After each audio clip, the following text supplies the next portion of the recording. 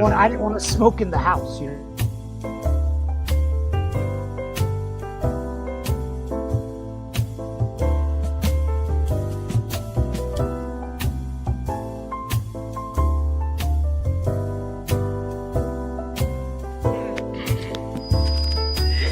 Folks, we have a very special guest for you tonight. Hello, we've been expecting you. This is not a test. Your government and corporate overlords have implemented new measures for your own health and safety. We are just following orders. Everything is going to be fine. I'd like to introduce...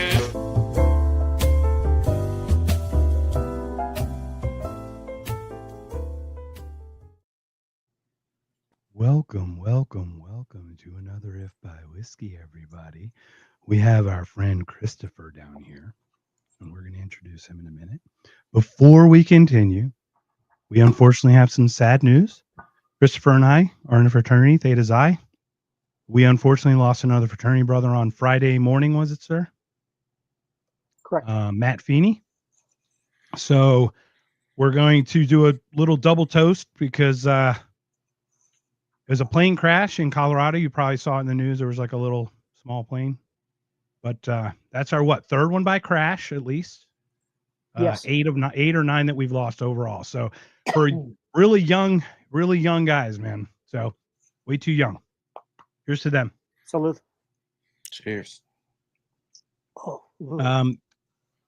Chris, you had the GoFundMe. We'll probably put it up in the Rumble chat or something if I can find the wherewithal to do it. For some reason, there's 0 people on right now. It's really odd. But there's one person on Rumble. I think it's me. Oh, now there they go. Now the numbers are coming in. That was so weird. All right. Well, they didn't get your awesome intro, Jason. God, their loss. I guess we'll have to watch and replay.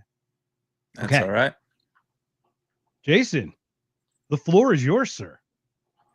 It's mine. What are we talking about? We're doing the sip. Number 2. Oh, Yeah. all right.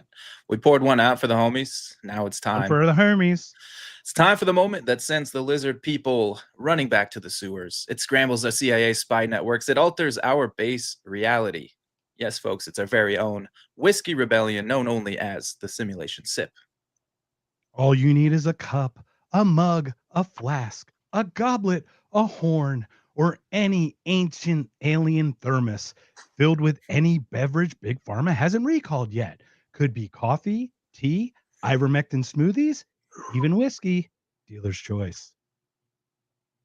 So join us now as we raise our glasses in unison, confusing the AI overlords, forestalling the next CDC directive, and maybe, just maybe, waking up one more NPC. Here we go.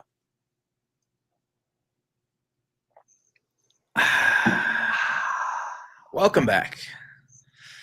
Chris, welcome to our little glitch in the Matrix. That Thank you. ritual helps us see through all the code floating down on the screen, and we can see what's really going on. And welcome. I've had How are you many doing today? Matrix talks.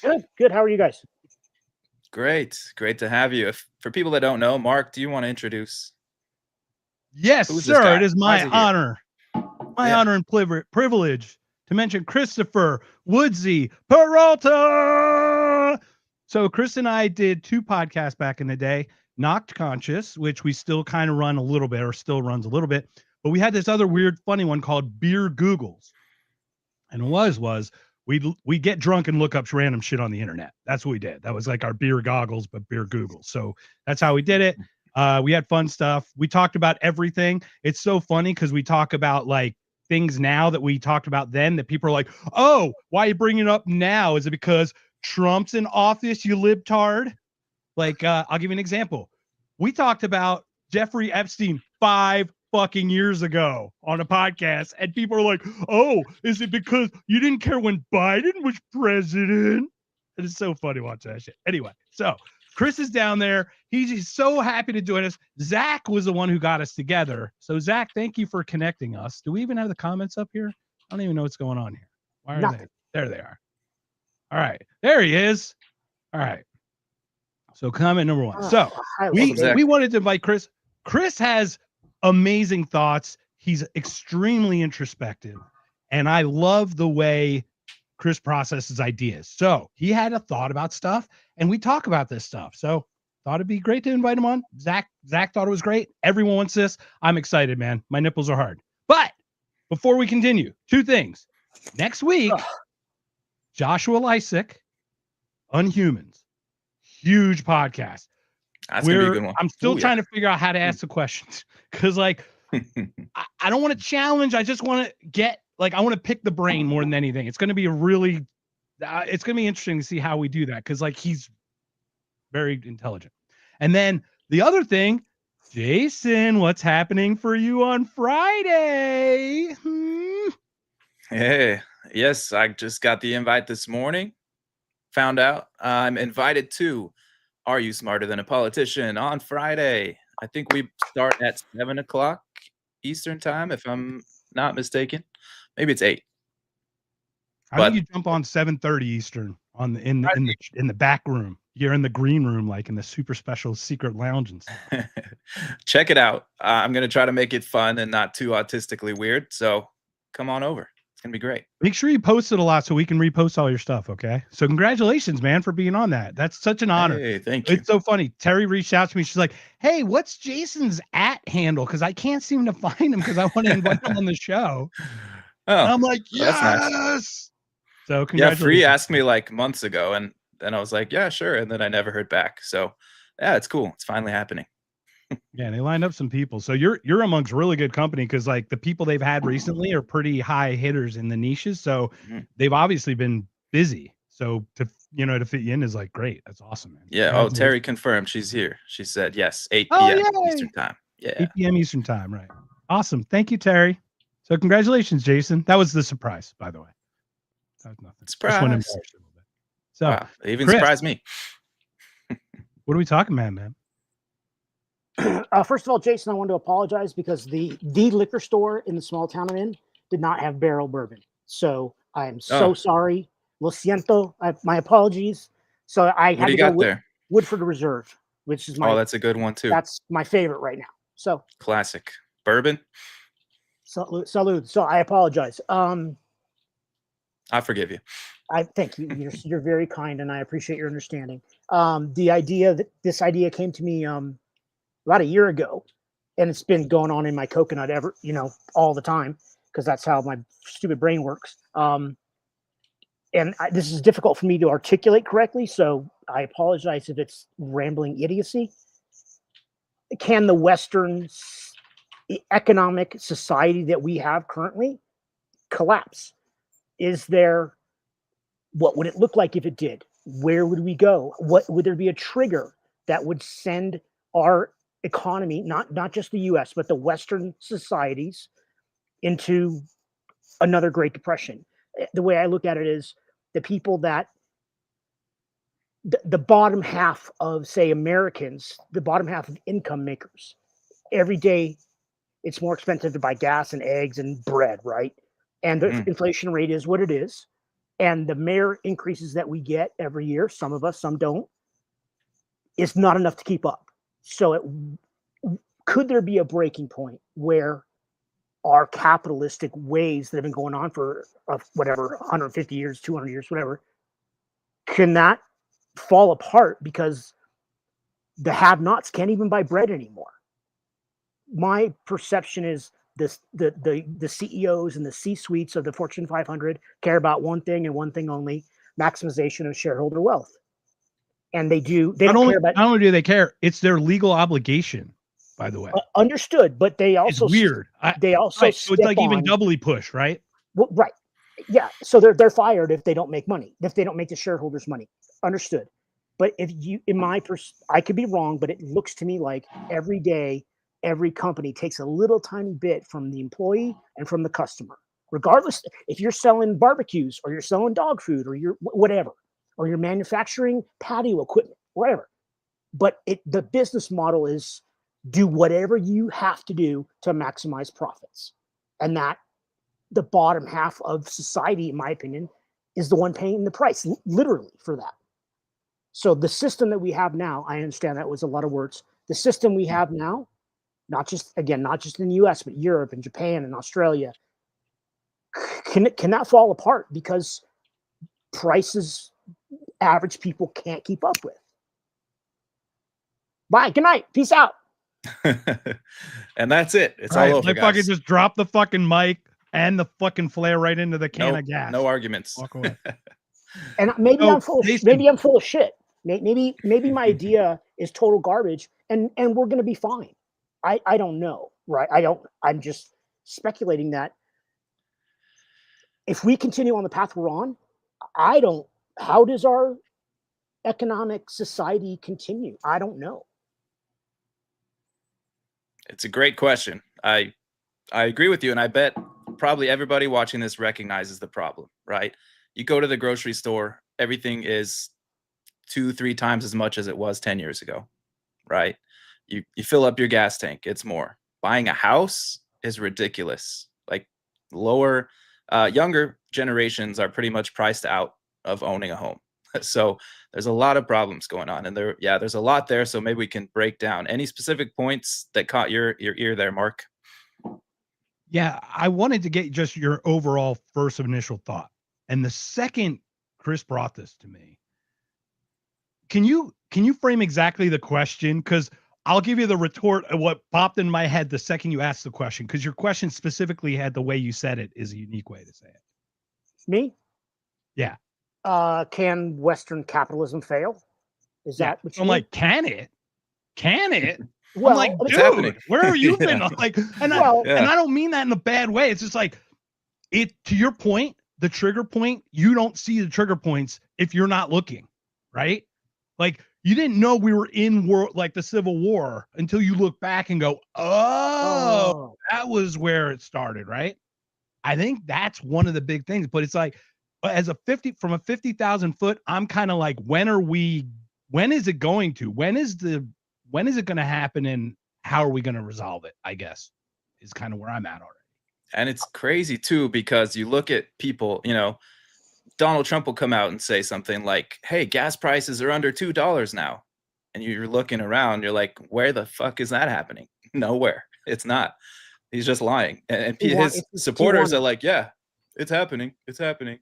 And you're like, inflation's down. And you're like, what are you talking about? Well, maybe it's not rising as fast as it was 3 years ago, but that doesn't mean it's down. We're still paying a lot more. So there's a lot of things happening. Yes, I agree that it's probably, if we continued on this current trajectory, didn't change course at all, I could see a collapse happening in 15, 20 years. I think that's reasonable. So Chris, I'd love for you to go through the individual points that we can attack them one by one, because like we could totally bitch about our individual things about what we think about that, but you are our honored guest, sir. So we are so happy that you joined us. So we'd love to follow your lead on this. Like what brought you to think about these things, and how did you, you talked about the corporations. Maybe we could start with that. That was a good point. So you see them trying to maximize their profit share. And right. And and I understand the way capitalism is designed and has been since the dawn of it is you try to make the most money. That's the freaking deal. We get it. Okay. Mm-hmm. Semicolon. Is that really that idea? How do I say it? It embraces greed, as Gordon Gekko said, right? Greed is good. Well, at a certain point, people are suffering. So both employees and people at the gas pump and people at the grocery, like to your point, Jay, about, at the grocery store, everything is more expensive than it was, 40%, 50%, double, whatever, right? So where do we, as an employee of a Fortune 500 company, I see every day that what I'm told and what the actions are not, they're retarded. They're not okay. So how dare you? I'm going to cut this short. You just said the R word, sir. We've been canceled. It's over. Getting canceled is retarded. Yes, it is. Yes, it is. Why would you let yourself get canceled? I don't understand that. I don't care if I am. Whatever, man. So, Jason, Go ahead. Oh, corporations or Chris. Go ahead. Yes, Finish we're your being thought on the sarcastic, corporations. obviously. You know that, of course. Yeah, I have a master's in sarcasm, bro. Yeah. The thesis For is the rough. viewers. Thesis is very rough. To your question, Jason, about corporations, I want to know, what does the future hold? Can we, the Western countries, continue on the path we're on, where it's all about, oh, it's the third quarter results are out and we had 12% growth and blah, blah, blah, blah, blah. Bunch of gibberish and shit. And the stock price goes up 59 cents. Like, oh dear God, what the fuck? But yet people get laid off, or jobs are shipped overseas or whatever, So what does it look like going forward? And then to your point, Jay, about it's 15 to 20 years. I started calling you Jay, by the way. You didn't know that till right now. It's all good. So I figured it out. Yeah. Good job. You're the smart one on here. What does it look like what does it look like going forward? And is there a breaking point where you're like, oh shit, this system can no longer support itself because the people that buy things can't buy things? What is it? What is that? What is the breaking point? Do we already have it? What would it look like? And then what would our society look like after it collapses?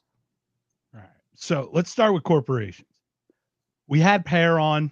You and I, Jason, have had Per on. Per Bieland of the Mises Institute, Austrian Economics, Oklahoma City professor, right? Oklahoma State. University of Oklahoma, Oklahoma State. Phenomenal mind. Okay.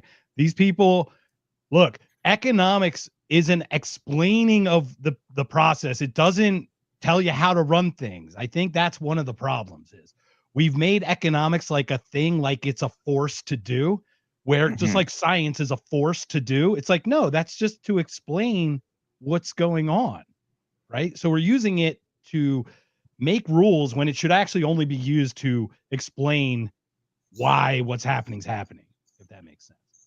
So secondly, we talk about corporations, regulations. What do regulations, they sell it to you, Woodsy. They sell it to you like regulations are there for your protection and your safety. They are only there to keep other competition out of their niche once they've gotten foothold. I'll give you an example. Per Bieland gave the greatest example about Walmart. Walmart is actually lobbying for an increase in hourly rate, minimum wage. Yeah. Okay. So you ask yourself, to what? Why doesn't I don't know the number, but like it's 15? Different in each state, I think. Okay. Right. I think he's going for federal or state or whatever it was. But the point is this. You ask yourself, why doesn't Walmart just pay more for their employees? What do they need to lobby a minimum wage for? Right. And the fact is, if they just paid their employees more and no one else did, they would cut into their profit. So it behooves them to actually force mom and pop to pay more that they can't afford, for example, to keep them out of the industry that Walmart and Amazon and all those places are in.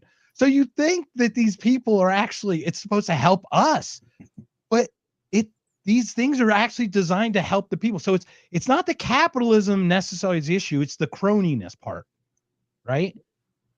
Back in the day, the Adam Smith way was you invest back into the company. Right. There's an old TED talk that I wanted to go into. Something about the CEO used to make 8 times what the worker makes. Now it's like 1,000x. Yeah. So clearly there's been you know what I mean? Like a separation of us and them in a way that like we can do more because we can just skim off the top. But they're also getting away with it culturally in a way that they shouldn't. I don't think we should have let them happen. But I also think the government interference with their help actually exacerbates those issues. So I leave it to Jason for your thoughts on that, Jason, with corporation and everything. Yeah, sure. We could take a step back because capitalism, by definition, is not what we have today. Capitalism is simply just private ownership of businesses. So individuals and companies can own the means of production or capital. So capital goods are those things that enable you to do production. And like a machine in a factory that makes the parts for your iPhone. That's one example. And a lot of people conflate this capitalism with a free market. And to some extent, that's true. Pure capitalism would probably be 100% private ownership of businesses. But then the regulations, what you were talking about, Mark, those come in, and every government regulation and policy is a restriction of that ownership. And that's not to say that all regulation is necessarily bad, but each one does have a cost because it's stopping you from doing something that would make you money. And then making money is just providing a benefit for the consumer. Now, that's the simple version.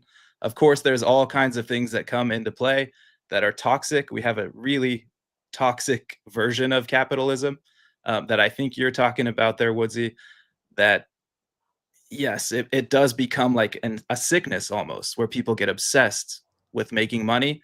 And then it's not just making money by providing value for the consumer, it's making money through political means, by getting the right connections, by getting special deals with the government where they can price out competitors, they can keep their competition away, and they can pay lower wages. So it is a problem, right? But how we define these things, it's kind of hitting my buttons a little bit because that's my background. I come from the more anarchist free market point of view.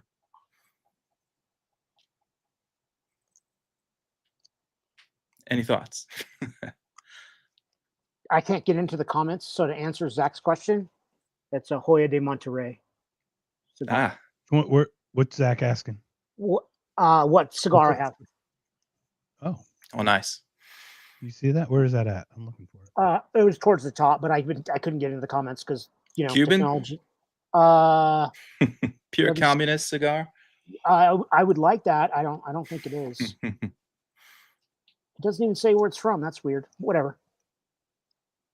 Yeah. So I think that's the corporation side of it. Now let's attack. Can we attack the money side of it?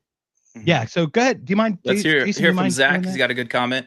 Economics is just an expression of both human behavior and human psychology. It's a philosophy more so than a science, no matter how the retards would want you to believe. Yeah. I agree. Yeah. It's turned into a thought. It's turned into, this is what the way things are. This is how corporations make money. And I go to work so that I can buy bourbon and cigars and whatever, and provide for a family and invest and pay for college and try to retire and all that shit. So we're all in that, hey, I need to make money to buy shit. So I go to a job. It is what it is. But we do that. I don't want to say we do it willingly, but we do because I don't own my own business. I rely on. We do it knowingly because we know that we need to provide, and we know that we have a skill that someone can convert into productivity and compensate us for that. And I like carne asada tacos, and I need to pay for carne asada. Okay, so exactly. That's why. You got to get the carne asada. You can't get just the fucking just ground beef or barbacoa or something. So that's the corporation side. Now, I think the biggest problem with actual money is the devaluation of the dollar over the years. So in our world, Chris, the worst year, I could probably ask Jason, he'll probably tell me, Jason, what do you think I think the worst year in history of the United States is? 1776. No. Oh, you son of a bitch. 1913, I would say. Yes. Ding, ding, ding, ding, ding, ding, ding. All right. So, Chris, are you familiar with 1913 and what happened in 1913? The Fed and yeah. So, three things happened. The 16th Amendment, income tax, the creation of the Fed, and the 17th Amendment, direct voting of the state senators. It used to be the U.S. senators used to be appointed by the state. They weren't elected. So they changed those three things. So it made it more democracy. But we know that democracy is what? Was it tyranny of the majority? Right? Because it's like two wolves and a sheep. Well, what are we going to have for dinner, boys? I know how they're going to vote, right? So that's one part of it. So 1913, the creation of the Fed. The year after, oh my gosh, the first Great World War, the Great War. Just out of the blue, the year after, the funding to fund a war like of that magnitude came into existence is the year after is when it actually got initiated. What a coincidence that just happened to be, right? And then we've seen this continual printing of the dollar. And then we get off the gold standard in 71 with Nixon and things like that. So, Jason, what are your thoughts in that in a general sense? I gotta unmute here. Yeah, definitely the money's the other side of this thing. So when the government decided that we can print however much money we want to, every time they do that, that's taking something away from people. So you used to make like a silver quarter. Is that what they used to have? There's a classic example of a picture up there, and it's like a quarter used to be this 1 ounce of silver or something. Now that silver is worth what, 30? I don't know what the price is, $40 at this point. 41.41. I looked it up today, and we'll get into that. Yeah. So an ounce, you used to get paid that as minimum wage. It was 25 cents, but it was an ounce of silver. Now that silver is worth $40, but your minimum wage is for federal is $7.25. Is that? I think it's $7.25. So you can see that they've been slowly extracting money. And Mark, you pointed out one chart that showed, the dollar has lost 97% of its value. But if you flip it and you look at the inflation, so you could only go to losing 100% of the dollar. That's the highest you could go, right? So it's incrementally smaller and smaller, but it's compounding and compounding. So when you look at the inflation, you invert the graph, it's going up and up and up. Over 3,000% inflation since 1913. 3,000%. So it's much worse than even that shows, even the 97% number. So they're taking all this stuff away. That means you're less able to plan for the future, right? Because now your money's worth less. It doesn't go as far. Like I mentioned, you try to buy a house, it's up hundreds of percents over the last couple years. Not couple years, but 10 years maybe. So looking at all these things, yeah, the money is a huge, huge reason that this is happening. It's not everything. There's still a lot of people doing bad stuff. There's still the toxic environment that we talked about, but this kind of enables it, right? So it lets governments extract money, give it to corporations. They get the bailouts. They give it to weapons makers who get these big contracts to make billions and trillions of dollars of weapons that we go to war with other countries. So yeah, I'm against that side of it. I'm against war, bro. Yeah. There's not, all war is dumb. All war is like, dumb. Your Russian dick is bigger than my German dick, so I gotta fucking bomb the shit out of you. Come on, man. We can't. And Woodsey, you've seen my transition from that warmongering neocon fucktard to what I become, right? Like to the anti-war guy. You saw how I used to be that fucking asshole. A lot of people we know are those assholes. Well, yeah. I mean, I have friends that fly fucking fighters, and a high school buddy drove a tank in the Marine Corps. You know what I mean? Mm-hmm. So, whatever. I mean, obviously that military-industrial complex, right? We get it. Like war makes people money, of course. Health of the state is what right. It's called. Hang on. Oh no! Talk amongst yourselves. Hey, it's not just my dogs barking this time.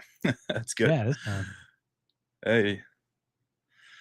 So everyone, welcome all to this great conversation. We've got Christopher Woodsey Peralta down here. We've got Jason over here. We're talking capitalism and what's going to happen. Is it going to crumble? Can it crumble? There's a lot of things obviously in place, but we did see where spending, just printing money, look at COVID, from Trump in 2020, 6.6 trillion, Biden and it even got even more exacerbated.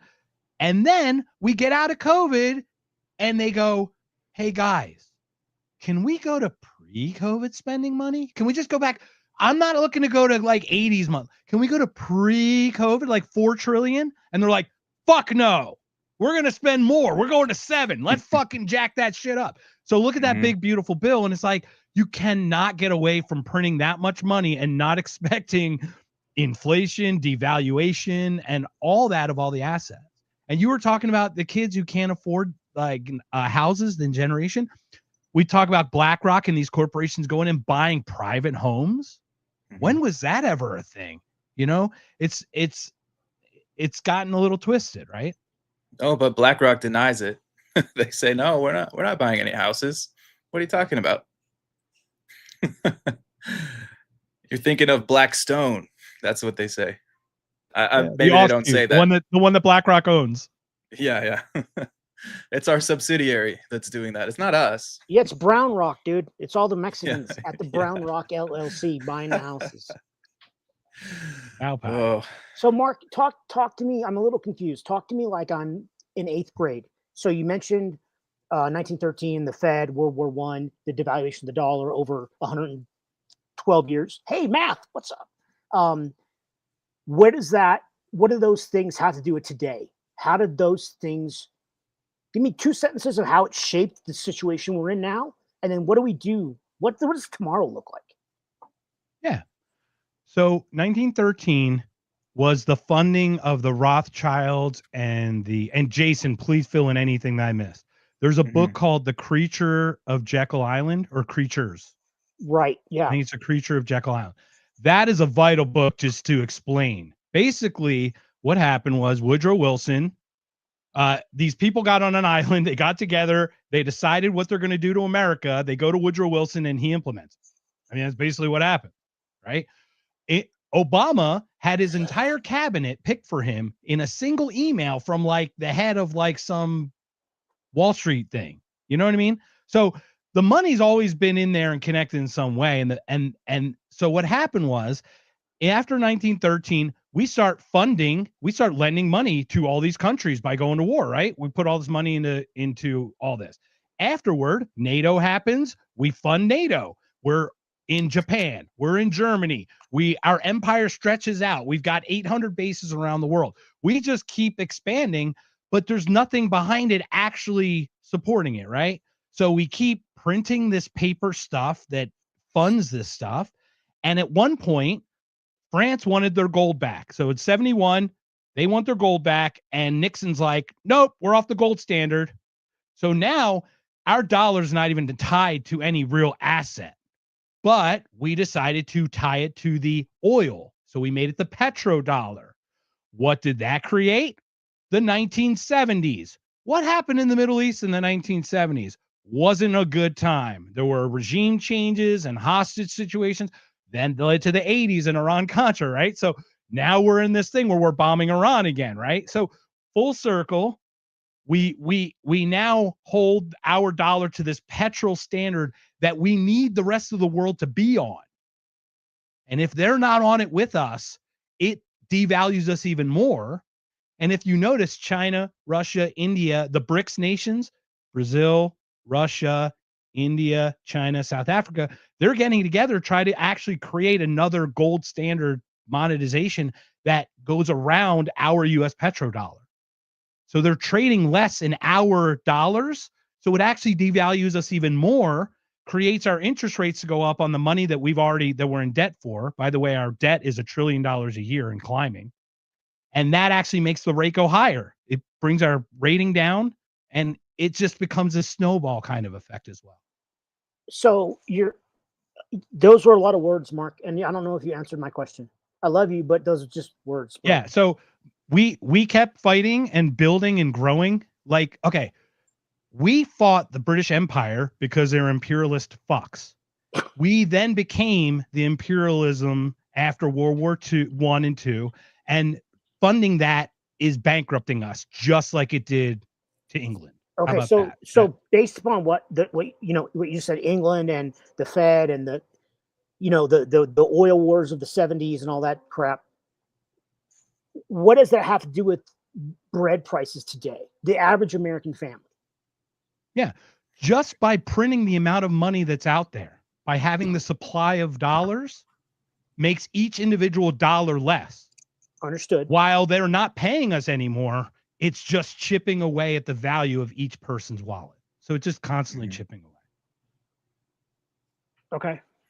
Yeah. So maybe we could take this back a little bit to kind of the definitions of capitalism and what government used to do before the Fed. If they wanted to fund something, if you want to do a government project, you have to have the money for it. And the only way to get that back then was directly to tax people. So if people see that their money's going out with taxes, they might agree to some small amount, like 10, 15, even 20%. Yeah, I can live with that. If you started to see it going up 40, 50, 60, 70%, at some point, that's going to make you lose it and be like, hell no, we're not doing this anymore. And so they had to actually keep that in mind. Now they can just say, hey, we're making $1 trillion new dollars out of thin air.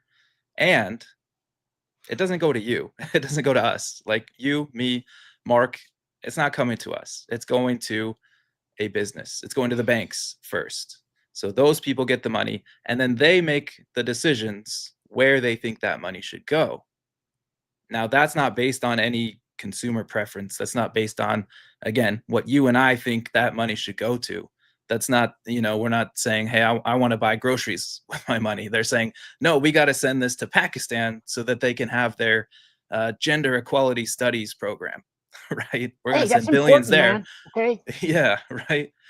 It may be important, but it's not, it's not putting food in your stomach. So that's how it affects. It's because all that money is sending the wrong signals in the market, and there's so much more money available to people who play this toxic political game instead of providing something that's valuable to us.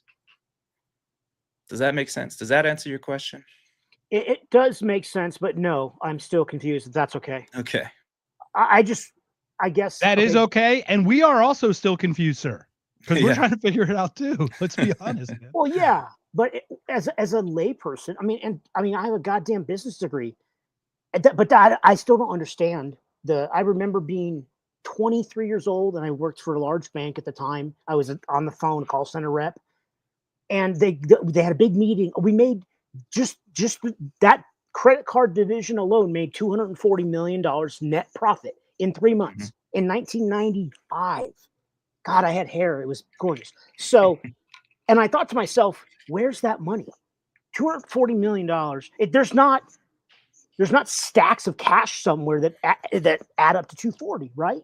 No, it's and I don't know. However, I was like 24 years old, something. I go, that's not real. This is all. It's all fucking bullshit. It's all on paper. It's not. There's not a room with $240 million. So if every car got in a car accident at Allstate, they couldn't make the claim. If everyone called in their markers right now, right. I don't know my point. It is crazy. And that's part of that valuation, right? Yeah, so, you make a good point. If you look at the valuation of like Tesla, for example, how much is it? Trillions at this point. But if you tried to go sell the company, is anyone going to buy it for $1 trillion? It's not real. They buy it's not real money. But not Tesla.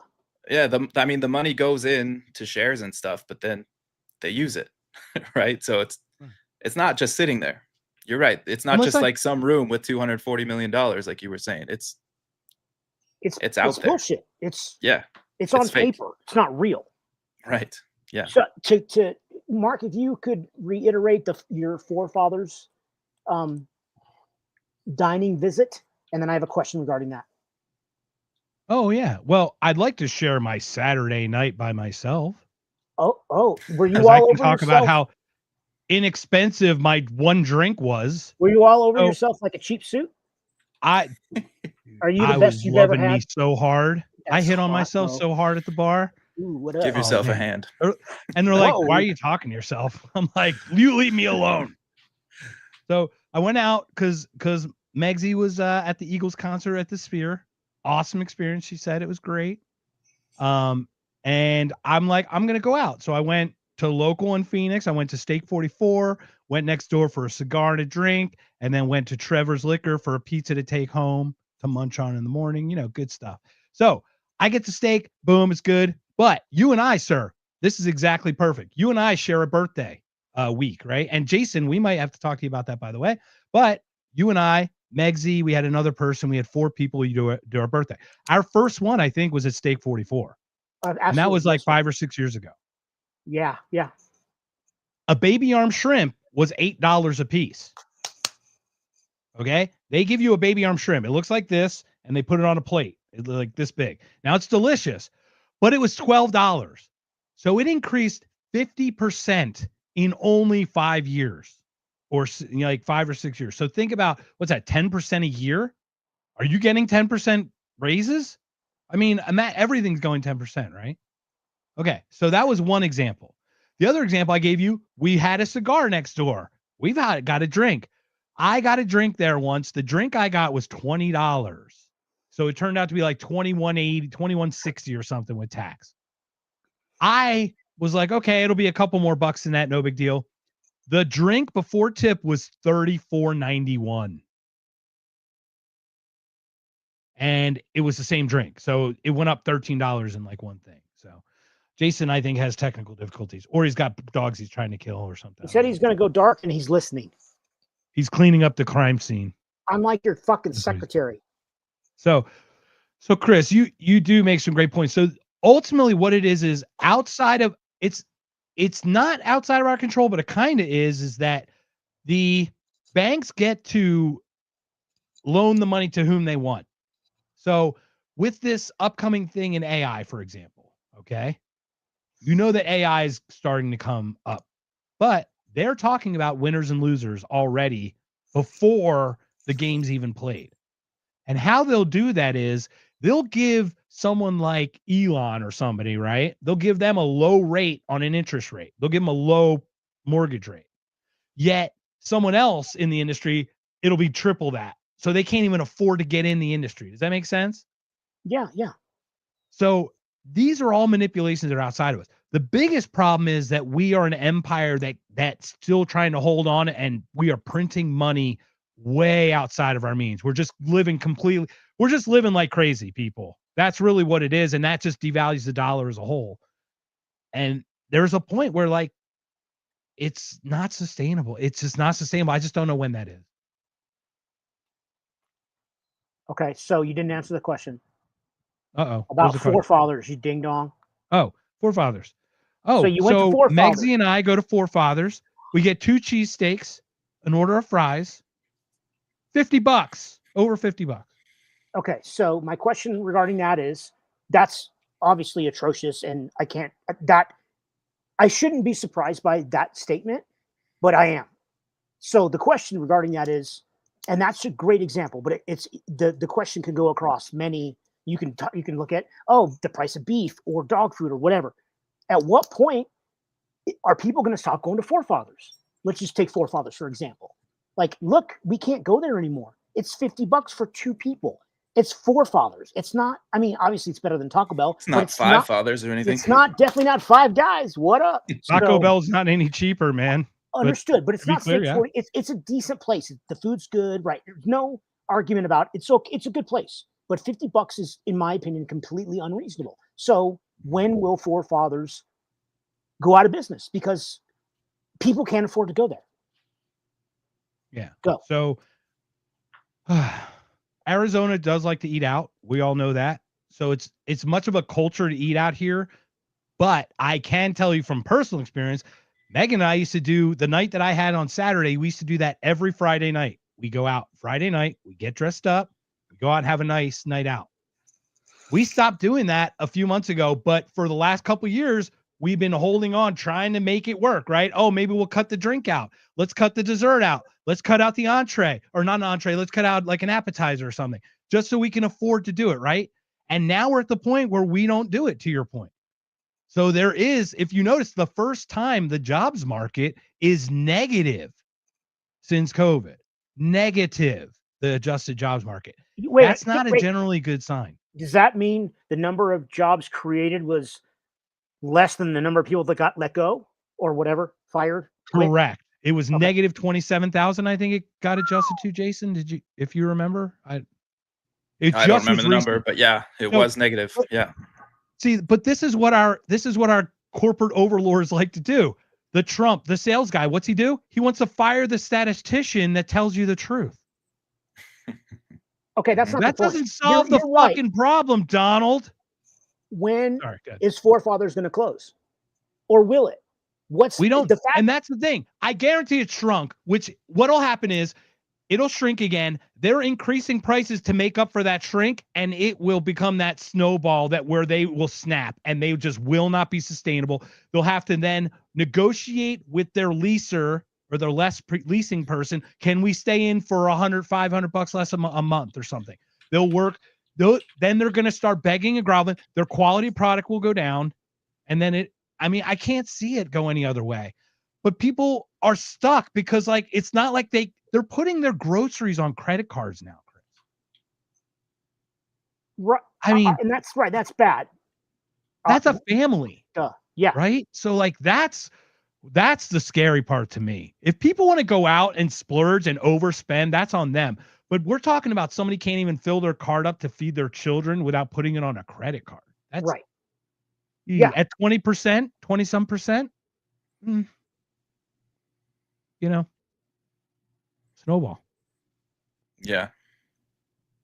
I'm just looking for any stats that might support this. I don't see anything specific, but I am seeing, yes, fast food industry is generally losing business. Reports showing that declining foot traffic and sales for a lot of major chains this year. And the downturn is primarily driven by customers reducing consumption due to price inflation, which has made fast food seem like a luxury. So yes, I think you're right. People are going to stop going to these places.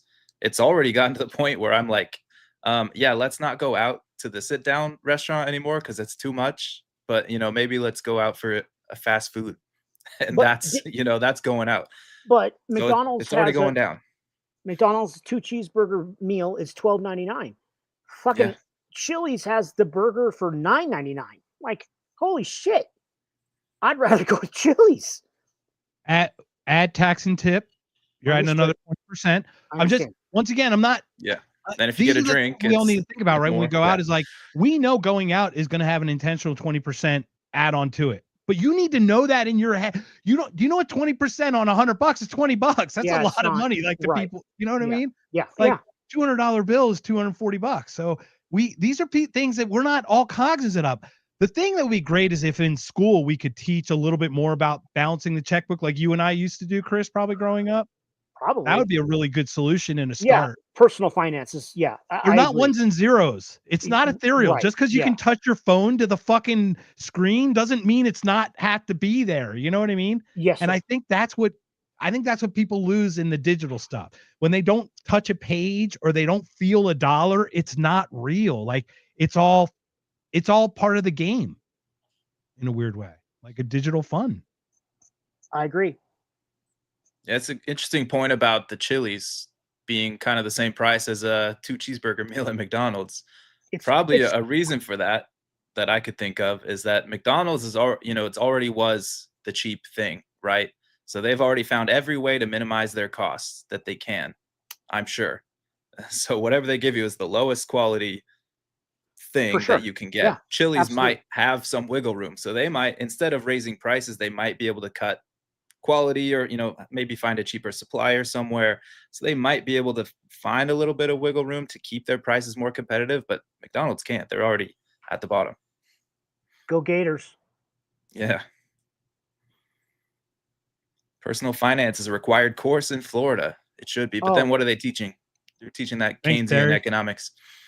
Yeah. Oh yeah. God, Keynesian MMT that the guy, the actual head of the Fed can't even answer, right? Or Biden's own guy. So that too. Yeah. Oh, this is interesting. We will move into our vehicles to save money in order to eat. I'm sure that's already happened to a lot of people. Just saying, you know what? I can't afford a home and to feed my family. I'm gonna get an RV or I'm gonna get a big car and live in it. I'd like to make a point about the military, if I may, because we do have a lot of brothers in the military. We know a lot of people in the military. A lot of us, even libertarian-minded people, are military in duty, whatever, 2A at least, 1A, 2A, protecting those freedoms and liberties. What I'm finding, what really kind of concerns me, and I just lost my thought about the military. And it was poop. Gosh darn it. Okay. Less war. Less PTSD military people, less homeless PTSD military people, less people to have have to support because we broke them by forcing them to do these things, right? So we see how we could solve certain problems by not initiating our force as an American force, right? Like we could solve a 10% homelessness if we didn't have the PTSD soldiers coming home. What's that, about 10% of the homelessness right there? So not fight the wars, not have the PTSD kids. There's one part, right? The people are, that's a huge problem, the people side of it. And then if you look at like what we're doing, we're going to destroy someone's city, someone's life, and then they're not contributing anything to the economy at that point. And then we also pay for the aid to go to those countries to feed the people that we paid to blow up. So it's all ludicrous. And that's our biggest expense as a nation, is the military budget. And we pay the other guys on the other side to fight the other guys. Don't forget. Remember, we sided with Al Qaeda and ISIS against each other. The Pentagon funded one side. And you arm the group that then becomes in power, and then you arm a new terrorist group to fight them, and just the cycle continues. So let's get positive solutions. Well, let's try to answer his question. Do you? I mean, oh yeah, good. I can't say when exactly forefathers or any of these chains are going to go under, but it does seem likely.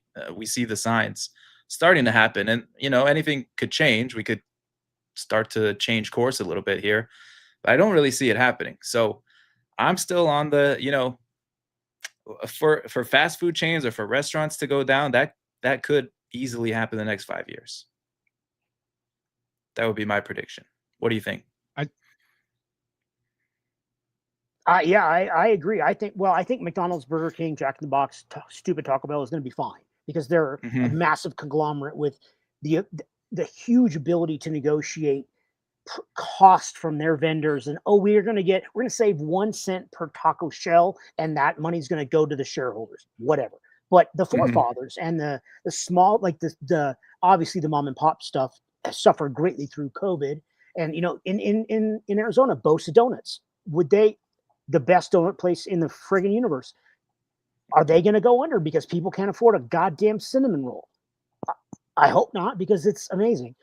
But it's a scary thought that those people are trying to feed their families and own their own business, but they can't even pay their employees. So they got to raise price. And per Mark's point, right on the money, it's the cycle. Like, we got to pay more. Everything costs more. We have to charge more. It's just this. It's an insane thing that's happening to stay in business just for just donuts. And then if you want to go into bigger things, you can. And it affects everyone, right? All the way up to a goddamn Boeing. So what are we doing as a human race? What are we doing? And the working class wages are the last thing to get that increase, right? You see the prices go up way before wages start to rise with it. So it's absolutely, dude. To go back to your point, Jay, about housing and the under 35-year-olds that can't afford housing, what do you see? First of all, it fucking sucks. Second of all, how would you envision the future of that issue in the coming 10 years? Will the younger folks will it adjust to correct that, or are we fucked? I mean, we did see a big downturn in that market in 2008. After they totally blew up the bubble of the housing market. Of course. So something like that could happen. But then that's a problem for people that do own homes, obviously, because all your value, all your wealth is pretty much based in your home. If you're a middle-class person, that's pretty much all you have, right? Right. You don't have a huge savings account. You might have a 401k. You might have, some stocks or something, a little bit here and there, but your major portion of your wealth is tied up in your home for most middle-class people. So it's a big problem if my house, which is valued, I don't know, somewhere around 550,000, if that drops to 200,000 and I'm still having to pay the mortgage payments on that amount, then that sucks. That really sucks for me. For real, dude. So, I mean, through 2008, Chris and I directly lived through that. And I was fortunate enough to be able to have a job through all that bullshit. I got lucky and I missed all the layoffs, and I was able to make I kept my house. So I'm super lucky in that regards. And a lot of my friends were not. So they were just victims. They didn't do anything wrong. They just, I got laid off because some dipshit on fucking Wall Street acted like a dipshit. Yeah. Yeah, but I don't see any signs of it changing really. I think, they're trying to cut the interest rates again. Yeah. That's been the big push. They want to cut mortgage rates down, down, down so that people can, have smaller monthly payments perhaps, but then you're going to see the prices of homes shoot back up. And what's course. really interesting is that they didn't drop during the downturn with COVID. So rates went up, pretty high compared to, they were like under 3% and now they're over 7. Yeah. But the prices didn't really go down. So now that's why people can't buy a house now, is because that monthly payment that you have is so much more. Instead of like $1,500 a month, which is doable for a lot of people, especially if you have 2-income household, easy. But then now it's like $3,000 a month if you get a new mortgage. That's just not okay. It's man. double. Yeah, it actually does double it. The mortgage rate doubles the price of the. I in 4 years, my interest rate I moved like a ding dong, and my interest rate went from 3.25 to 4.5. Zero fault of my own. And now it's like 7 or 8 or something. I'm lost $300 a month because of the financial industry, and that had zero to do with me. Yes, I get it back as a tax deduction. Yes, I get it, but that's not the point. $300, I didn't do anything wrong. And there's people way, way, way worse off than I am. So I'm lucky. I'm not even worse off. It sucks. It's stupid. Mark, go. Well, 2 points is I thought you were talking general fast food, and there's two ways to look at it. Sure. Forefathers will collapse. Okay. Here's a statistic that a lot of people don't know. 41% of Black-owned businesses closed during COVID. 41%. What about brown-owned business?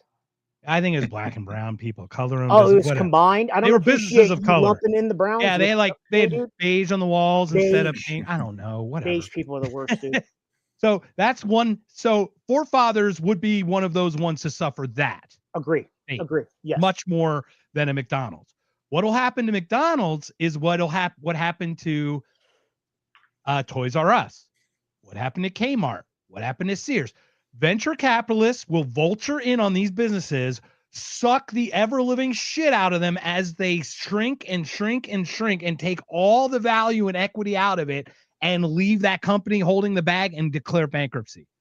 Watch somebody like an Ian Carroll talk about that stuff, how Toys R Us was like that. These venture capitalists. So like to your point, there are some things that would make sense to get in the way and be like, hey, we shouldn't suck that like Dracula, because if you suck it all dry and then it's zero value, well, then this is artificial value. Whatever you sucked out of it's not real value, right? For example. So these are the times where we should really look at it. But that's another part of the venture capitalists where they suck it like that and they play those mortgage games.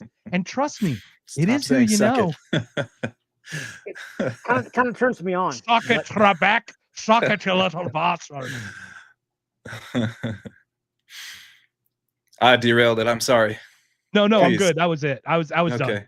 done. So one of you guys said that many decades ago, companies would reinvest profit in the company. And that's happening less and less now, or not at all in some cases. I don't know what companies do, what companies don't. No one's privy to that information. So what would you guys say? How do companies get back to that model to basically increase the value of the product and the company and the employees via internally? I would say to stay private more than go public. Okay. Once you go public and you start selling your shares off to people, you're beholden to this whole other group of people. Okay. So UPS, privately held company. Yeah. So I'm not going to say my company's direct name, but my company, the owner of my company is awesome. He's very slow, sustainable growth, but just like not gone over his skis with greed. He values people and you see it. And that's great. So I can speak from a company that's been very good to me and very kind, regardless, you know what I mean? That's what I can speak for my company. A company like yours, Chris, I know aren't you in like a Fortune 100? 180. Okay. So sub 200. But once again, and Jason works for a pretty big company too. I don't know exactly the name, but whatever.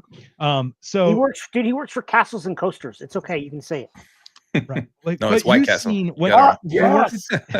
Close. We work at these other places. You've all got you're just a commodity that can be traded in, you know. I know a number. Yeah. You've seen it, right? Oh, Now you've been lucky in your first where you've shown how hard you work. You and I are sweat equity guys. We've earned our ability to do what we do, like be more remote and things like that. But that's because but it takes forever for someone in your like a company like yours to realize that kind of talent because they don't experience that's not how they view it anymore. They view people as fickle, so they'll be fickle about it. Like how many people actually get their 2-week notice when they give 2 weeks? Don't they usually go, all right, you're out now? Like they walk them out right away. It's like I remember the 2-week notice thing was like a huge thing. You had to give it. They gave it to you. You honorably left your business. Like, you know what I mean? So culturally, things have changed too, I think. Oh, absolutely, man. It's fucking so night and day, man. It's wild.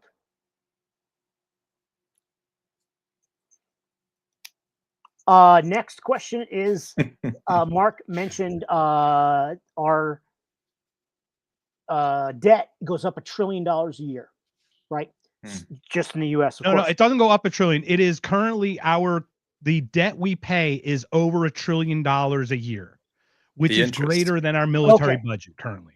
So we are 38 trillion total in debt, right? But the interest that we pay is 1 trillion. Just to clarify that, not $1 trillion. It doesn't go up $1 trillion a year. Oh, thank you. So based upon the fact that it's a gazillion fucking dollars, why do we pay taxes if we're going to borrow money anyway?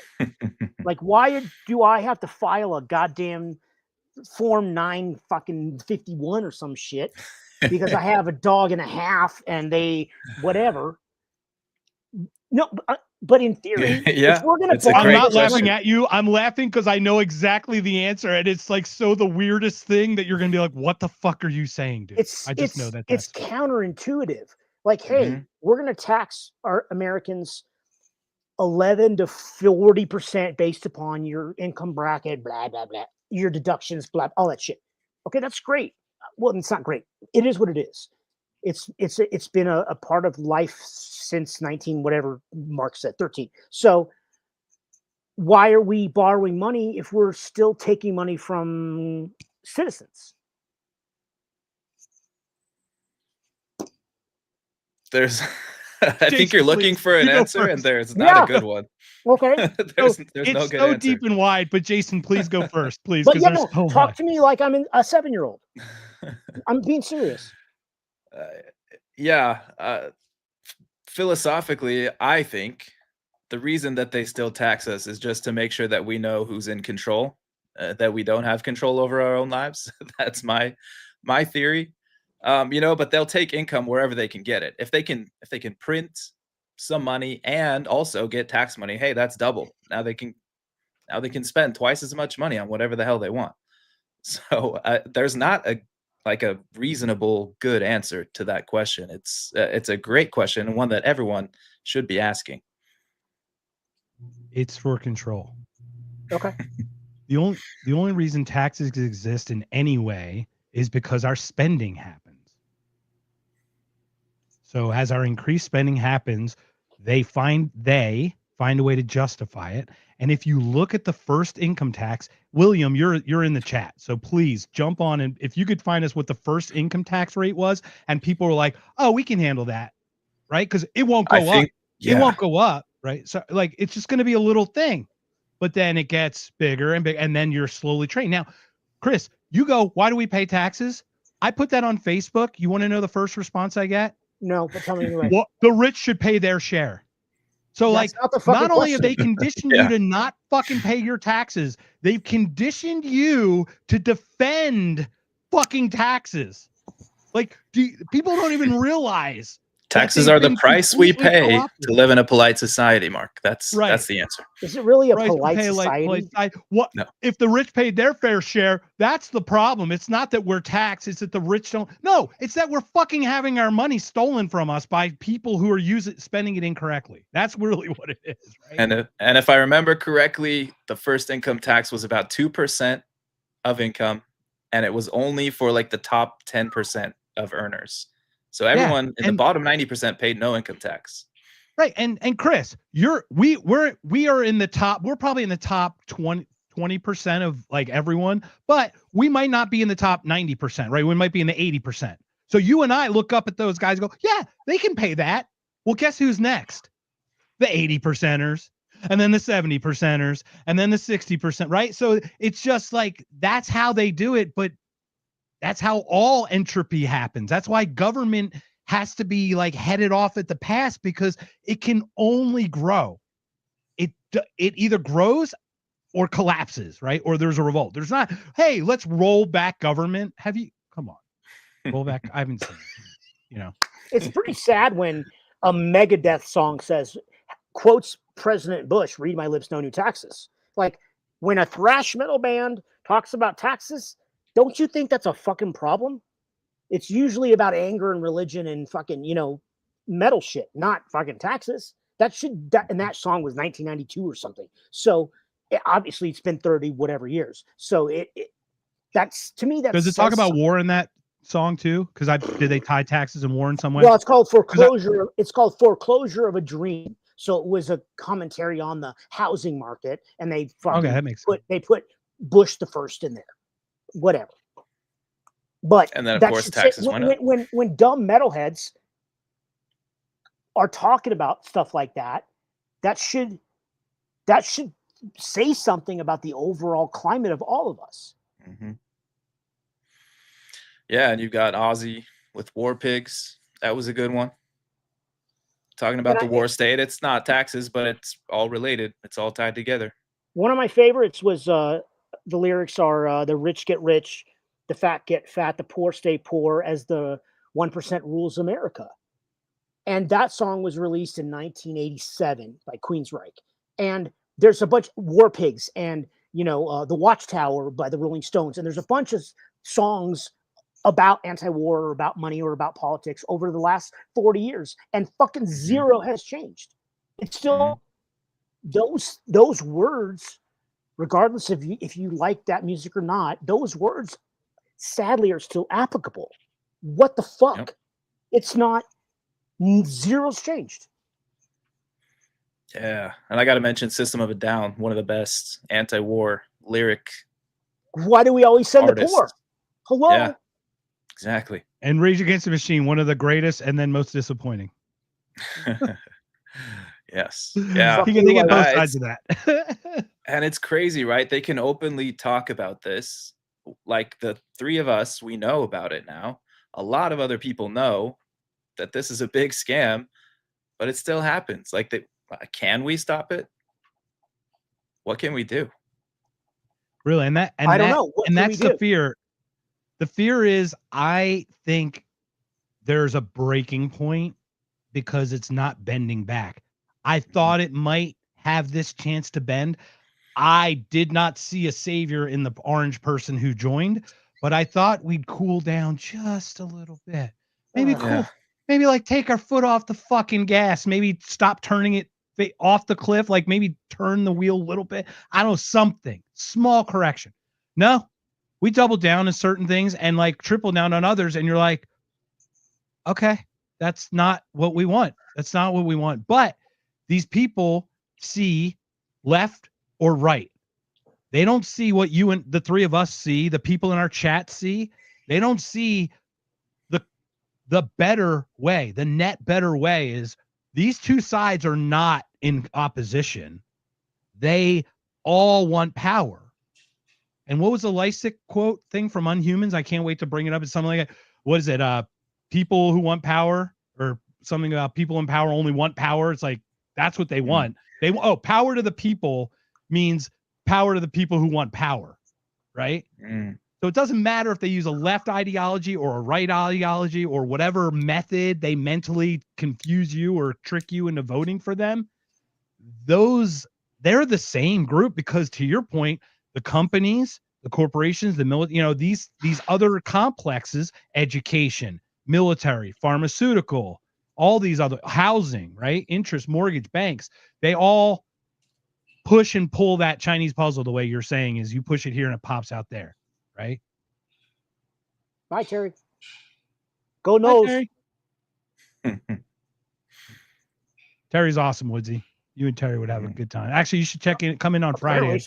Are you smarter than a politician? Are you smarter than a politician? I really hope I am. This will be a nice I hope IQ so test too. for me. Don't let us down. Don't let us down, Jason. Are you allowed to like phone a friend? How's that work? I don't Go think ahead. so. Oh, I don't know. You've been on, Mark.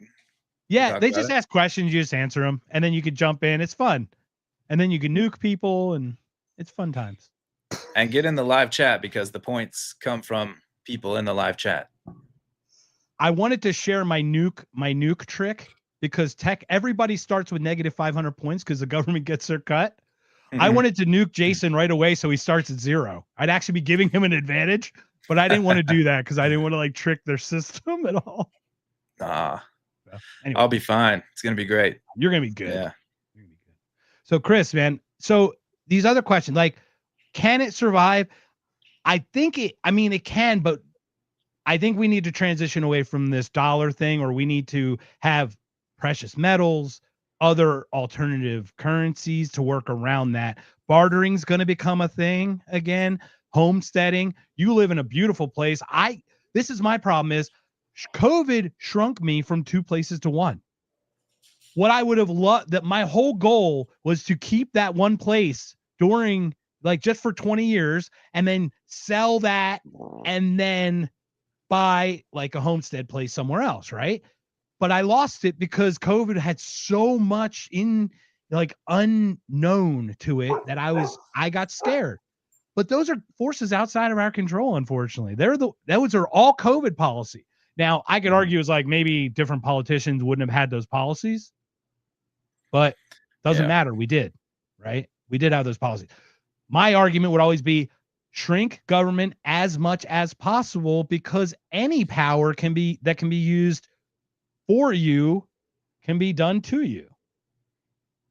Yeah, but we kind of already talked about, like, the government's not going to shrink itself, right? Yeah.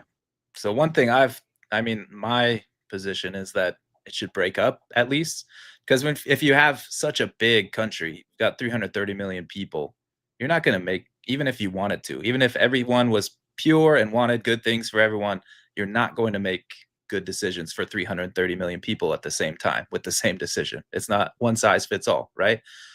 So break it up. I think if states started to say, you know what, this system's not working for us, it's not benefiting for us to be part of the United States anymore. Arizona could do it. We could say, yeah, we're done with this. We're going to separate. And I don't know how peaceful that would be. It depends on really who's in charge at the time, if they'll let that happen peacefully.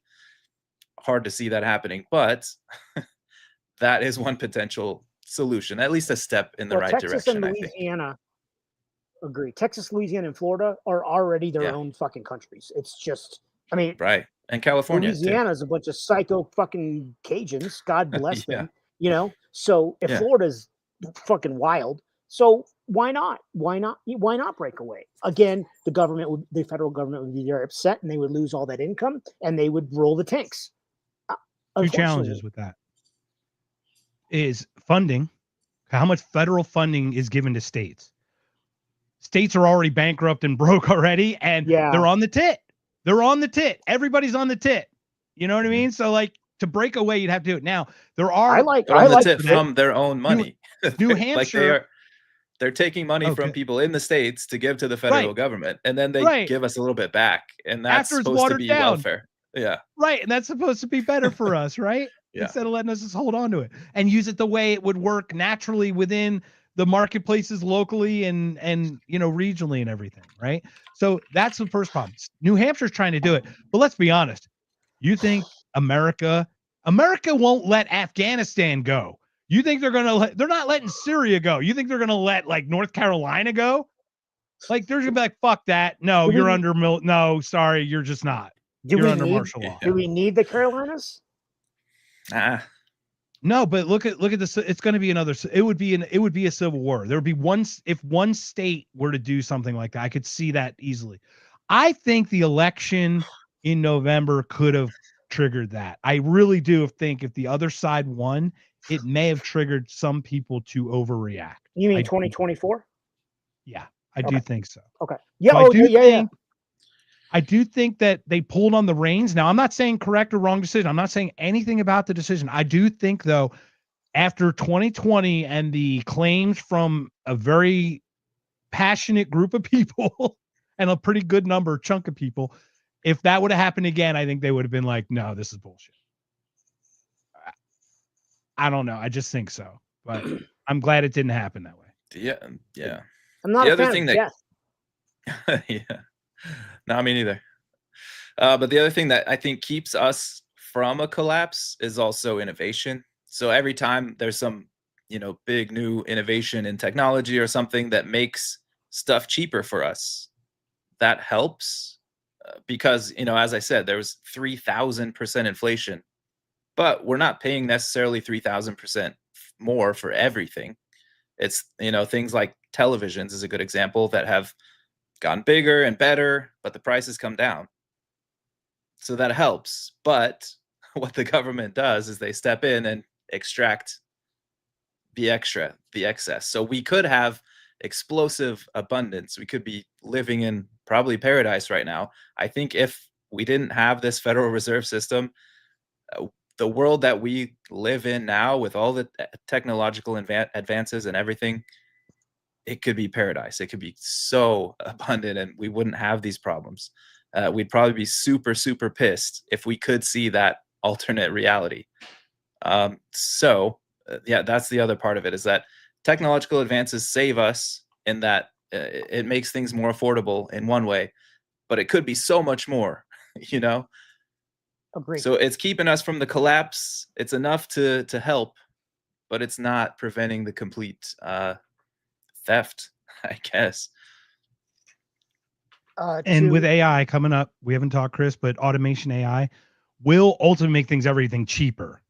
The question is, will jobs be replaced at the level of the cheapness, or will it? And that's where I think that's where I'm concerned. I'm concerned automation AI will. I watched that Diary of a CEO thing. Holy mackerel! What was the one statistic? The guy claimed. Now he doesn't claim they will be replaced. He's talking about the ability to replace the jobs. We need to very much separate those two things, right? But he thinks that 99% of jobs can be replaced by 2027. Okay. Doesn't mean they will be. Right. Okay. But they could be given the funding or whatever. But you can see a government who sees a company like Amazon or something like will tilt the stack their way and we'll fund them at a lower rate, right? We'll give them money and fund them, and they'll box out all these other innovators like you and me that are trying to make things work too, right?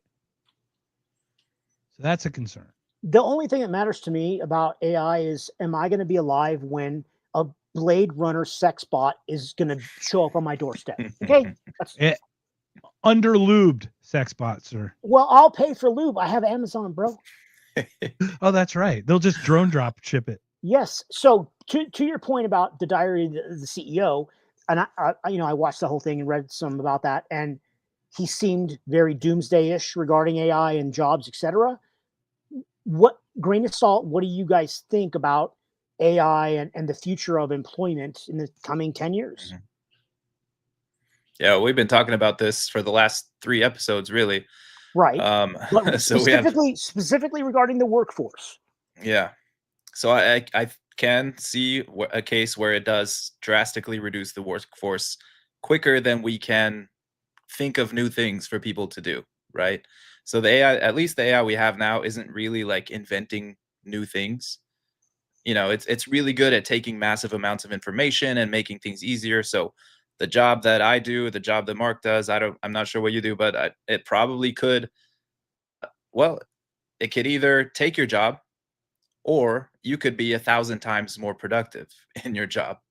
Right. I So, mean, and it's it's a very fine line. It's, mhm, oh hey, this is amazing, or oh fuck. You don't, yeah, and we don't control that.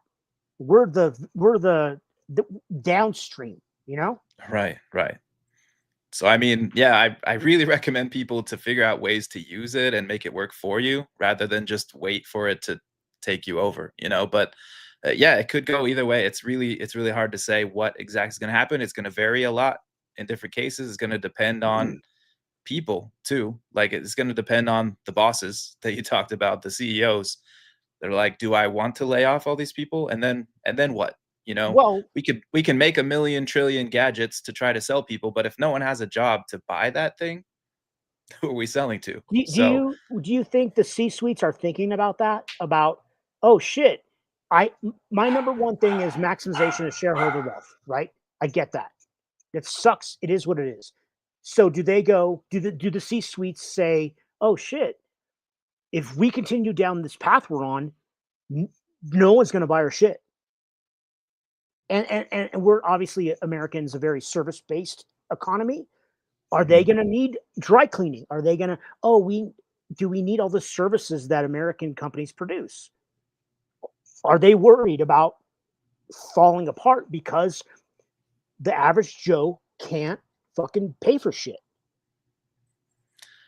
I I don't know what they think about, to be honest, but I mean it's going to be the reality either way. They're going to have to deal with it at some point. They could think about it in the future, or they can take it as it comes. I suspect they probably think about the future. Like, yeah, if we have no jobs, if no one has an income, they're not going to buy our stuff. Then we make no profit. That's pretty simple, right?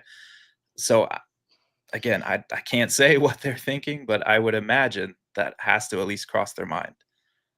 And then they're not just going to give people jobs for charity, I think. No shit. So so what happens at that point? That's a tricky question. Mark, you're muted. I just Mark, remuted myself. there you go. Ah, darn it. Technology. There's so many problems with this.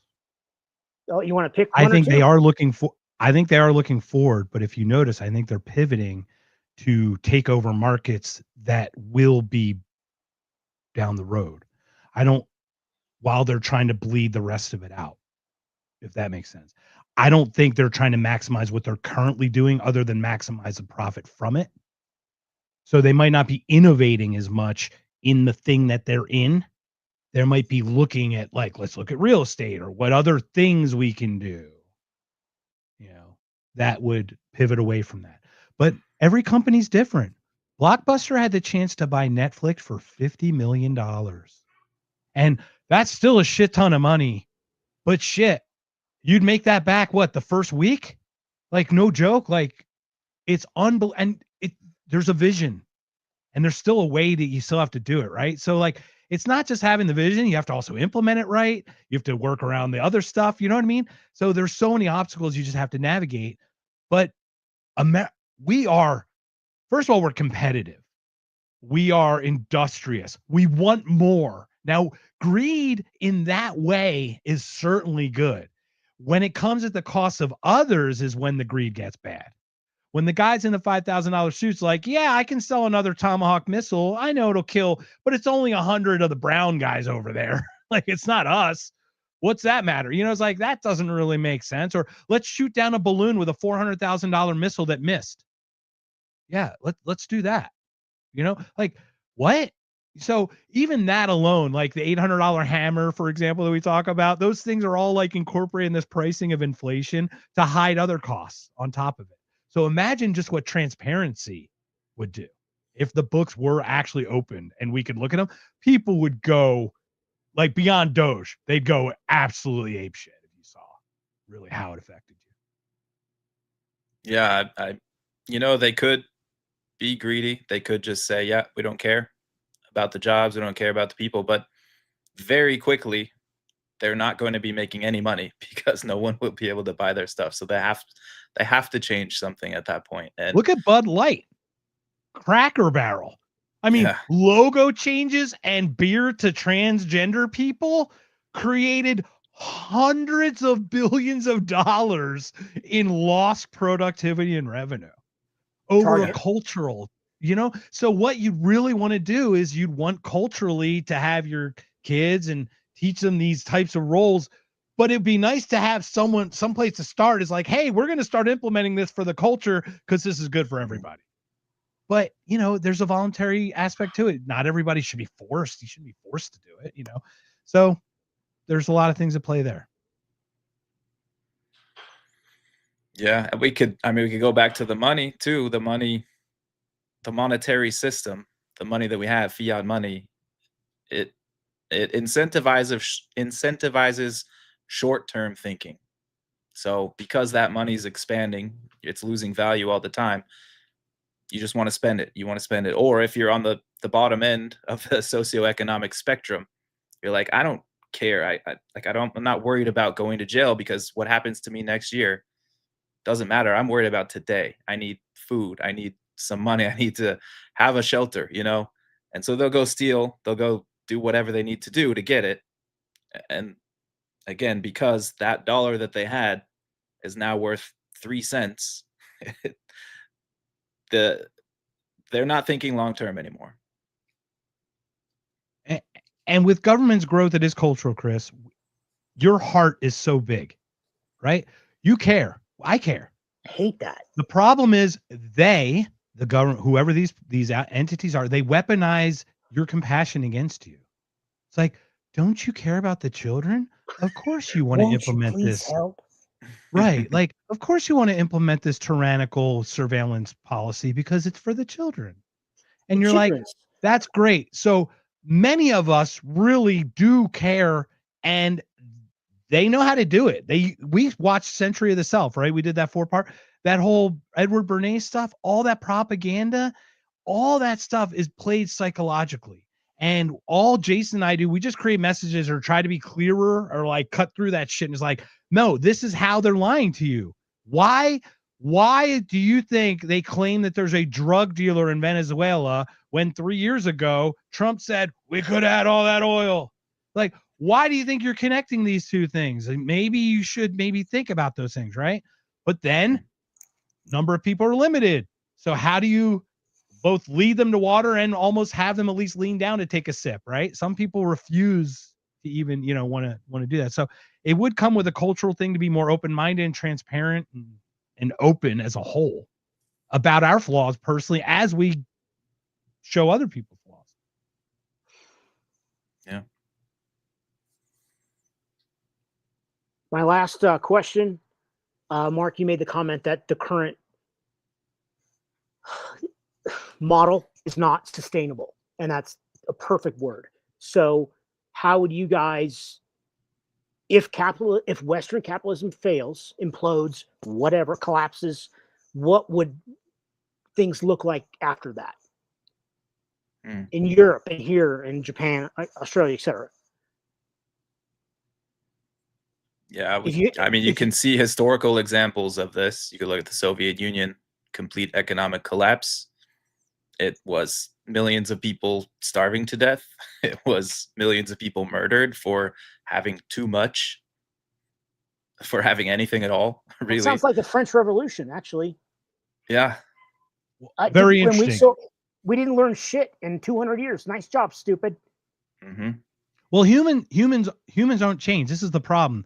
The technology's changed, but the biology hasn't caught up with it, right? So we're still throwing piles of shit at each other. It's just whatever the size, the power, the type, it's a different kind of shit maybe, but we're still throwing at each other, right? Mm-hmm.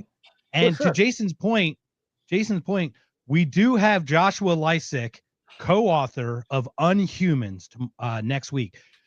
Chris, I definitely want to get you a copy of that book. It's about how communists, it's exactly what we're talking about. There's a copy of it right there. But basically it's about how communism, how Maoism, how these things came up. Jack and Joshua, very MAGA, anti-communist, and I'm not to criticize, but I think anti-communist to a slight flaw. I don't want to say fault, But I think, you know what I mean? Like, I think there's some things like, it's almost like Nietzschean, like you're becoming the monster that you're trying to fight. That's for kind of what sure. I see in a lot Well, of that's what you said it, dude. That's what America became. We kicked the shit out of the English, and now we became them. Like, what the fuck, Yeah. dude? It's shameful. Replacement theory. Yeah. But yeah, so that it's really important to know these things. But the problem, okay, it's great now and it will be great. The transition is the concern. I don't want to live through the transition. Mm-hmm. That's where the eggs get broken to make the omelet. Because why? Famine, death, violence, Rioting, attacks. I can protect myself only to an extent. I've only got X amount of rounds and X amount of stuff, like X amount of things. And like Megan's like, yeah, we're unprepared. We're fucked. We have a little bit of extra food. We have some extra food. We have a little bit of this, a little bit of that, but we're not prepared to any level where like we're not hunkering down in our compound for months, which is why I'm trying to find a way to get something out that we could find something to at least get away from this stuff. Because I think high concentration of populations are going to be the most dangerous. Obviously, because you're running into each other, but you want to talk scarcity. A city without trucks dropping off Amazon shipments every 3 minutes. Yeah, people are going to start. I mean, look what happened with toilet paper, Chris. I mean, I use that as the example. You saw it. It's so retarded, man. I still don't You saw understand Christmas why specials. Stampeded to death in Walmart. Anyway, good. Why would you fight over TP? Why don't you fight over steaks and bourbon? I mean, where are Right. your priorities? Why not fight over bungholes? You're fighting over TP? Precisely. I got nothing. Anyway, so everyone all knows right. COVID gives you epic diarrhea. That's why the TP. Oh no, the dreaded butt pee. Watch out. You got to stay clean. So, but yeah, Chris, a lot of bad things can happen, right? I mean, even if we don't get to the point of total, anarchy in that, the chaos sense, then, things can get pretty bad before people really break, like, again, looking at the Soviet Union, things got really, really bad and there wasn't much pushback. They were just like, oh yeah, our leaders are great. They're looking out for us. What's wrong? So people really need to know why this stuff is happening in order to solve the problem. And it might be a lost cause trying to convince people that their favorite politician is no good, because none of them are. But yeah, I mean, you really have to know the reasons, and it could just be like a slow trickle down until we're kind of in a horrible position and we didn't even realize that we got there. You know what I mean? It seems like that's the path we're on. Mm-hmm. Like I said, slowly, very slowly over decades, companies take more from employees and from customers every single day, a little tiny bit. But over decades, that's a lot. And I think it's wrong. Yeah. I don't know, man. There's a lot of shady stuff going on. Again, Chris, if we were pure, absolutely not, Mark. You cannot ask any more fucking questions, man. Real quick. No, real quicking, you son of a bitch. Abe Lincoln. What are your thoughts about Abe Lincoln? May he rest in peace. Do you find him to have saved the United States, or should he have let the United States break to the way we're talking about it right now? I don't know, man. I've never thought about that before. Obviously, I'm not a fan of slavery. That's not cool, But he didn't do it against slavery because he had slaves in the North while they're fighting the war.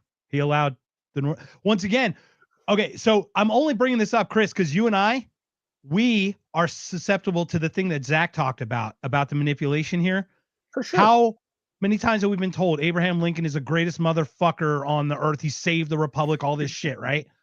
The more I've decoupled and deprogrammed from my cognitive dissonance and everything, Lincoln is not the savior that we all talk about. Imagine if the country was allowed to break up into its like actual belief systems and cultural, Yeah. how prosperous all of the groups could have been. Instead, we've waged a war to kill our own brothers and sisters, tyrannize half of the country to hate the other half for still resentment over that, Yeah, right? it's really fucking sad, Like, dude. think about that as a whole. You I've know? had friends say, Southern friends, the South will rise again. Like, dude, what fucking year is it, man? Can we not? Why? Dude, that was like so many. I'm sorry that your great grandfather fought at Gettysburg. I'm sorry, bro. But fuck, can we let it go, man? Shit. Move on. Let's go.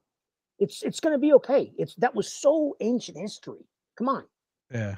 Yeah. But once again, the powers that Lincoln took and used and abused for temporary measures to restore the Union or hold it together Mhm. kind of became permanent like 1913 in ways with, you know what I mean? And then what? Didn't Obama suspend habeas corpus? I mean, he's suspended. It's been suspended.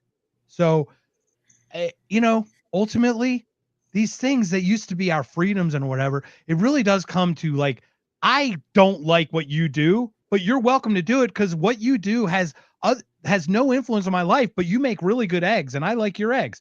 And I make good bread and I'm a fucking asshole, but my fucking bread is the shit. So why don't I give you some bread, you give me eggs, and we don't fucking talk and we just hand each other shit and we're good. Like, there's no need for me to go to your house and just take your eggs because I don't like you. You know what I mean? You come over my house, take my bread. No, I think we can figure it out. I think we can figure it out. But that, to me, that goes to tens of thousands of years of instinct and DNA and the survival mechanisms that each of us have inside, and we haven't evolved. You know, yeah, we have air conditioning and fucking Wi-Fi and the stupid internet, but we're still cave people at the root level. And people, it's a survival mechanism. And I don't think that has a lot to do with, well, maybe it has to do with capitalism, but that's a different conversation. It's all connected. And I would Screw just you guys. I'm going home. And I don't know who I am we, but I like that person. Mhm. Yeah, he's great. He That's was on William. our show. Yeah, William. Yes. He was on our show. Oh, 2 weeks fucking ago. William. Dude, hell yeah. I didn't realize that was William because he's got some smart comments, man. Yeah, he He pulled one is. up about scarcity and I just lost it. He said, "We don't have free markets. Solutions are segregation into small, like-minded individuals, free markets in these communities with walls and defense." I think, yeah, smaller is better. Even when you look at corporations, as a company starts to get bigger and bigger, it's hard for them to manage everything that's going on. And you get massive amounts of waste at the very least. And then you get crazy things. And then you get into the toxic environment that's maximizing shareholder profits and all that. So, yeah, I think smaller is almost always better. But companies aren't getting smaller. It's They're all not, about no, it's they're all getting about bigger. mergers. It's all mergers and acquisitions, right? You are correct, And sir. that was another point we never talked about. Mhm. Networks from 30 to 6, consolidation of wealth, consolidation, centralization. And those are the regulations that keep other groups out while more companies consolidate power. Zach said William really is like the uncle I wish I had. Despite the Buckeyes, I like Zach. He's a good dude. Yeah. Buckeye, Buckeye, Buckeye. Anyway, what were we talking about? That's all I got. That's it. Capitalism. Yeah. Oh, but it does It's all happen. connected, man. Corporations do divide and split off into separate businesses. It does. I found It it. does happen. You mind Oh, there reading you that go. one? And I just have a comment about that one, Jason, if you don't mind. Yeah, William said the scarcity principle. So today there's too many dollars chasing the same loaf of bread, and that equals artificial inflation. And the scarcity is also like, we ain't got much. We got to hold on white knuckle as much as we can too, right? So that's the other side of it. You kind of become tribal. Yeah. Now, scarcity is a real thing. There's not, unlimited goods and services for everybody, right? So at some point you have to make a choice. Where do I want to put my dollars? But if the government is doing that for you, they're probably going to make the wrong choice. That's my position. Jason, did you the Brett Weinstein book, Hunter Gatherer's Guide? Did you? I do that have one? that one. Yeah. Mhm. Okay. So Chris, what I'd recommend is there's a book by Brett Weinstein and his wife Heather Heining. It's called The Hunter Gatherer's Guide for the 21st Century, something like that. Mhm. And basically, the technology is way faster than our primal brains are catching up. Yeah. And we just need, and it shows, and they show where and how it does it. And you're like, yep, that's exactly how it yep, that's where we go. You know? So anyway. Yeah. Well, anything else, guys? Any other questions? Anything burning? Did we answer any of your questions at all? I don't know if we did. I fucking know, man. I think I gave him 10 more questions. We're back where we started. I don't even know yeah, why Chris, we're doing your this. show, man. Thanks for joining us. It's been great. What else would you like to talk about? That's it, man. We All talk my about notes- religion if you want. Probably not a great idea, you dipshit. Let's not. I'm just fucking with you, buddy. You know what I want to say, but I won't say it. Hail Satan? You fucking know it. That's all right, man. That's funny. Anyway, so yeah, sir. Any other questions off the offshoots, off the other pieces, or no, sir? That's it. All my questions have been crossed out, bro. So, like, long story short, over time, we've slowly devalued the dollar itself. Like our whatever we use to purchase other goods has been chipped away, and it's now not worth what it used to be worth. So we need more of them. The problem is we don't get paid more of them in the same rate that this gap is happening, it seems, right? And then there's these jumps, like COVID was the largest upward transfer of wealth. So these huge parts, and it's always a haves versus the have-nots. And this isn't like a communist have not, take everything from everyone. No. This is just like, okay, I know the playing field's skewed. I don't need it more fucking skewed, please.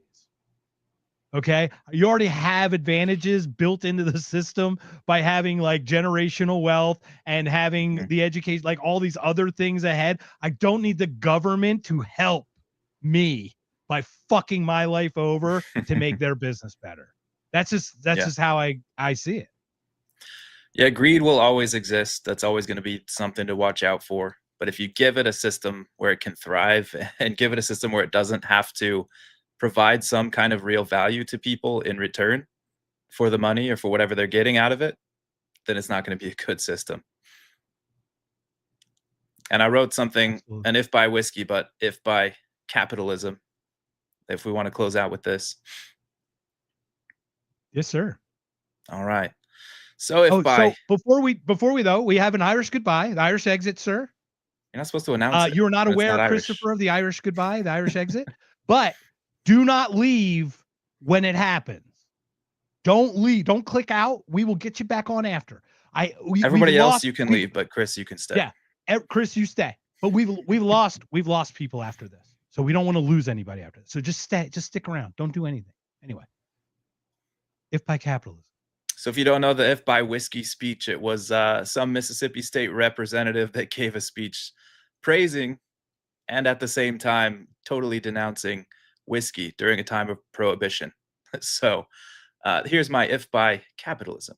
So if by capitalism you mean the current system we have, the Leviathan state that tries to control everything under the guise of safety and equality, the thing that rewards rent-seeking and political favors and political popularity instead of providing a real benefit to customers, and the thing that keeps us constantly at war with the world, then yes, I am certainly against it.